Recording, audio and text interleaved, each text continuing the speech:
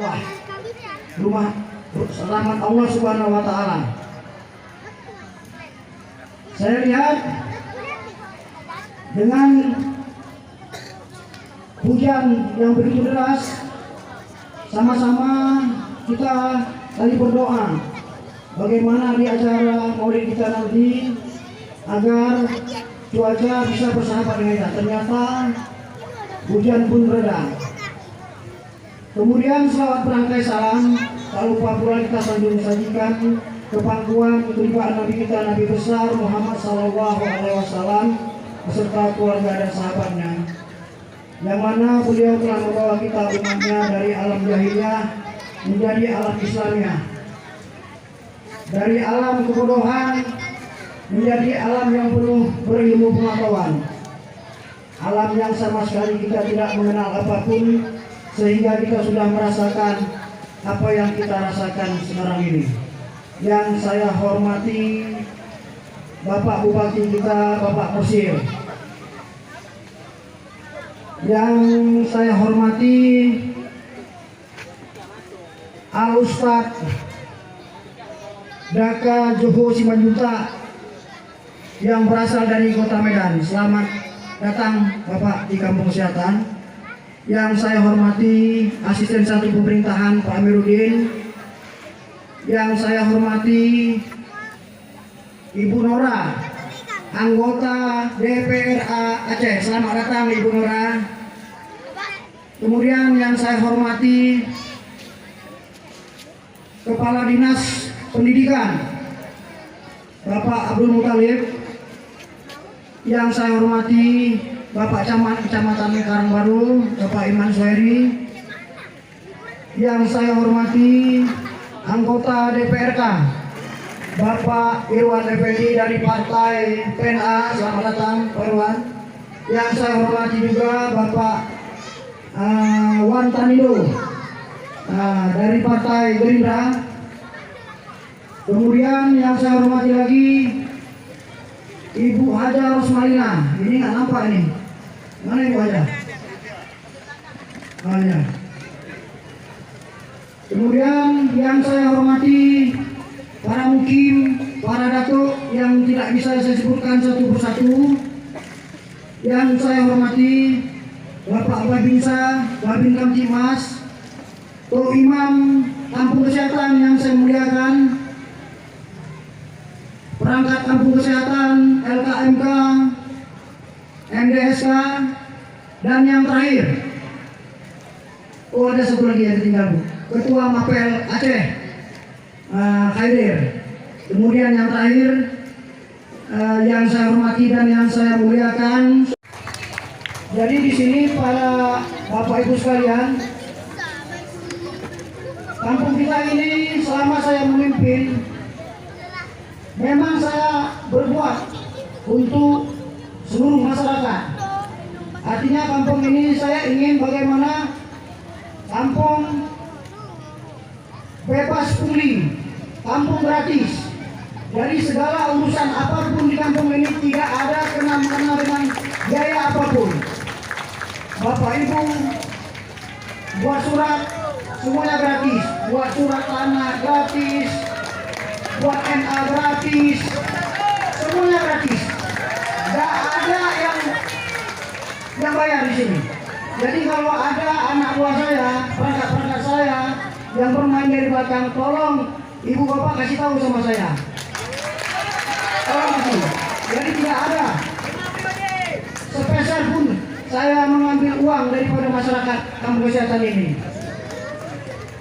Begitu juga dengan kebersihan sampah yang ada di Kampung Kesehatan ini. Insya Allah sudah 1 tahun ini kita jalankan dengan baik. Bapak Ibu juga beritahu saya kalau seadanya ada petugas pemungut sampah yang melakukan pungli di lapangan, tolong diberi informasi kepada saya. Jadi ini semua karena siapa? Coba Bapak Ibu, saya bisa berdiri sekarang ini di sini, saya bisa berbuat seperti ini untuk masyarakat seluruh Kampung Kesehatan. Coba Bapak Ibu tebak siapa yang menguatkan diri saya ini? Coba, memang kita rezeki itu memang Allah yang menentukan. Tapi melalui tangan Bapak Bupati kita lah saya bisa seperti ini. Melalui Pak Kursilah saya bisa tegak sekarang ini, saya bisa berbuat untuk masyarakat kampung kesehatan ini, berbuat untuk masyarakat melalui tangan Bapak Bupati kita, Bapak Mursyid. Mungkin Bapak Bupati sendiri tidak tahu. Mungkin Bapak Bupati bertanya, ya dari mana kok bisa Pak Datuk ngomong seperti itu? Nanti bisa saya jelaskan Bapak Bupati. Bapak tinggal telepon saya datang, saya kasih tahu sama Pak Bupati bagaimana perpanjangan tangan Bapak terhadap saya. Nah, jadi tepuk tangan untuk Pak Mursyid. Sekali lagi. Ini bukan saya kampanye ya. Saya bukan kampanye, nggak ada kampanye sama saya. Nah, jadi ini cerita memang nyata, kenyataan, fakta ini. Nah, jadi saya harus bercerita yang sebenarnya. Nah, bicara. Jadi pilihlah pemimpin yang memang betul-betul kerja nyata, dirasakan oleh masyarakatnya. Pilihlah pemimpin seperti itu. Saya beri contoh untuk pembelajaran kita semua. Pemilihan Datuk, kalau bisa jangan sampai kita memberikan artinya harus kita giring. Nah, itu macam imam desa, macam tokoh-tokoh masyarakat kampung, tokoh pemuda. Katakanlah di suatu kampung ada pemilihan Datuk, itu tokoh-tokoh masyarakatnya harus melihat siapa sosok yang paling tepat untuk memimpin kampungnya. Lihat, didatangi rame-rame. Didatangi, setelah itu suruh dia ikut mencalonkan. Harus dipilih, harus dilihat sosoknya, jangan dibiarkan saja. Kalau dibiarkan saja, takutnya nanti yang mendaftar nanti tidak sesuai dengan harapan kita. Inilah yang terjadi sekarang. Banyak pemimpin-pemimpin kita yang tidak amanah tadi. Kenapa? Kita lalai. Seharusnya kita harus melihat ini tingkat desa. Kalau tingkat kabupaten mungkin agak sulit kita melakukan seperti itu. Kalau tingkat desa saya rasa bisa kita lakukan seperti itu. Kita lihat sosoknya, kita jumpai, kita datangi ke rumahnya. Nah, kita bujuk dia kalau memang dia mau. Kalau kita datang ramai-ramai pasti dia mau. Kalau teman saya, walaupun saya orang tua saya mantan sekretaris, atuk saya mantan datuk 20 tahun, 25 tahun, tapi saya tidak pernah berkeinginan, bercita-cita menjadi datuk, tidak pernah terbenak dalam pikiran saya, tidak pernah. Nah, ini karena masyarakat lah satu persatu datang ke rumah, orang dari masjid juga datang ke rumah menyupport saya, pemudanya juga, tolong Pak Datuk ikut. Pesawat tidak ada lagi, pesawat di Jakarta tidak ada, pesawat ke Medan langsung juga nggak ada. Akhirnya saya cari mobil, dapat mobil di Nova, saya bawa anak-anak 3 orang dengan istri saya itu sendiri aja langsung untuk mengejar malam ini. Karena kata Pak Datuk undang saya, Pak ini Bapak harus datang. 1000 lebih undangan saya. Maka saya datang ya, memenuhi janji saya. Ya, saya sudah ada Pak Datuk. Capeknya luar biasa. Dari malam 2:30 bangun mencari pesawat. So jam 7 pagi. Saya harus tidak mana tiket itu dipegang, kemudian antigen juga belum pegang. Ketemu orang di bandara. Ini Pak, sudah siap semuanya untuk Bapak. Kita naik pesawat aja. Oke, kita mulai. Bismillahirrahmanirrahim. Assalamualaikum warahmatullahi wabarakatuh. Yang saya hormati Bang Adam, adik sama kita. Jangan-jangan minta Muhammad ini. Langsung aja ya, Pak. Karena waktu kita sudah malam, Pak Ustaz kita dari Medan, Pak Sumai kita selamat datang di acara. Pak DPR kita ada 3 orang, Ibu ada, Ibu DPR ya. Selamat datang Ibu, walaupun Ibu orang sini, sekarang Ibu orang Belanda ya. Maka dari DPR kita ada 3 orang, luar biasa memang acara pada hari ini, malam ini bisa hadir 3 orang, jarang. Saya bilang kemana-mana maulid jarang ada bisa 3 orang maulid WK.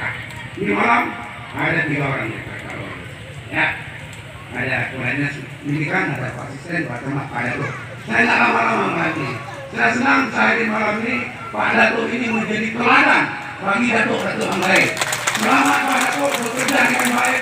Kita perlu kita akan dukung semuanya. Assalamualaikum warahmatullahi wabarakatuh. Hadiri peringatan hari lahirnya. Mudah-mudahan ini menjadi modal dasar bagi kita. Nanti kalau meraih jannah bisa berjumpa dengan sosok manusia yang agung itu. Dialah Muhammad Sallallahu Alaihi Wasallam. Bapak Ibu hadirin rahimahullah, ini kali pertama saya datang ke kampung kita ini, kampung kesehatan. Itu pun atas prakarsa teman saya, Bukhari Muslim. Perkenalkan Bapak Ibu, memang kalau lihat nama payah dihafal karena Batak kali memang. Karena warga Simanjuntak, Mama Buru Tapea, nama Dakaju Simanjuntak. Ibu tahu Hotman Paris Hutapea? Nah itu mamaku sama Hotman Paris, mereka beda nasib Ibu. Jadi kalau aku itu anak nomor 7 dari 7 bersaudara. Tangguhannya lah Batam, Mandokon, Usia Udana, yang paling kecil gitu. Tapi seluruh keluarga belum ada yang Islam sampai sekarang.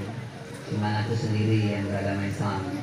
Jadi aku masuk Islam itu udah lama, Pak Bupati, tahun 1999. Jadi walaupun aku dulunya bukan beragama Islam, tapi kalau keliling-keliling ke Aceh Tamiang ini, seringkali aku ngomong aku Ustadz Batak. Karena jadi orang Batak tinggal di Aceh Tamiang ini kurang enak. Ibu kalau punya anak kecil-kecil begitu, biasanya kan DPRK yang mana tadi Pak yang belum bantu?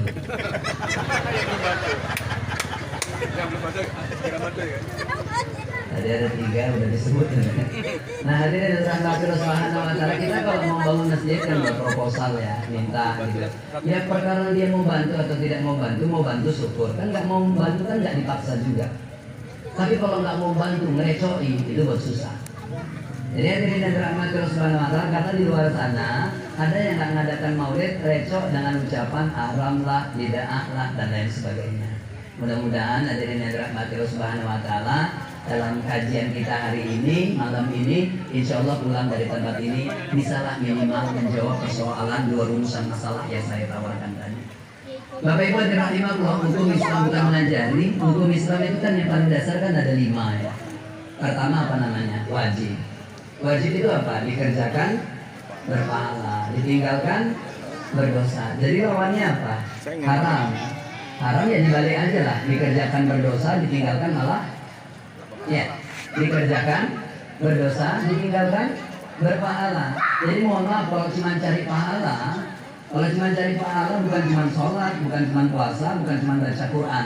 Bapak Ibu berani meninggalkan keburukan, itu juga dapat pahala. Contoh mohon maaf ya Ibu ya. Kalau Ibu lihat tayangan di media itu ada gosip gitu. Dari mulai menit pertama gosip, iklannya gosip, sampai durasi detik terakhir pun gosip. Kalau Ibu menikmatinya malah jadi dosa kan. Tapi kalau Ibu mau pindah channelnya atau mematikannya, insya Allah dapat pahala. Tapi ingat kalau pindah channel, jangan pindah dari satu silet ke silet berikutnya. Takutnya nggak punya baju ya. Hadirin berahmati Allah Subhanahu wa taala. Silakan. Jadi kalau ada yang ngomong cari pahala susah, enggak, itu mobilku kotor cucikan lah, insya Allah dapat pahala. Hadirin berahmati Allah Subhanahu wa taala. Kemudian yang berikutnya apa? Sunnah. Sunnah dikerjakan berpahala, ditinggalkan tidak berdosa. Lawannya apa? Makruh. Kalau sholat duha terbiasa nggak? Terbiasa. Bagi kita sholat duha Senin Kamis itu hukumnya apa? Sunnah. Bukan berarti apapun yang menjadi kebiasaan Nabi serta merta langsung wajib bagi kita. Bahkan nanti kalau ada kajian judulnya pengkhususan kehidupan Nabi. Apa yang dibuat Nabi, yang dilakukan Nabi tidak serta merta langsung wajib. Malah mohon maaf Pak, kalau pengkhususan kehidupan Nabi bisa haram kalau kita mengikuti. Jandanya Nabi Muhammad itu haram hukumnya dinikahi oleh laki-laki manapun, tidak dengan janda yang dikasihkannya. Jadi dengan rahmat Allah Subhanahu wa taala, mohon maaf dari rahimahullah. Kemudian Nabi Muhammad boleh punya istri lebih dari empat dalam satu masa. Tapi pengikut Nabi Muhammad jangan coba-coba nikah dalam satu masa itu lebih dari 4. Hukumnya apa? Haram.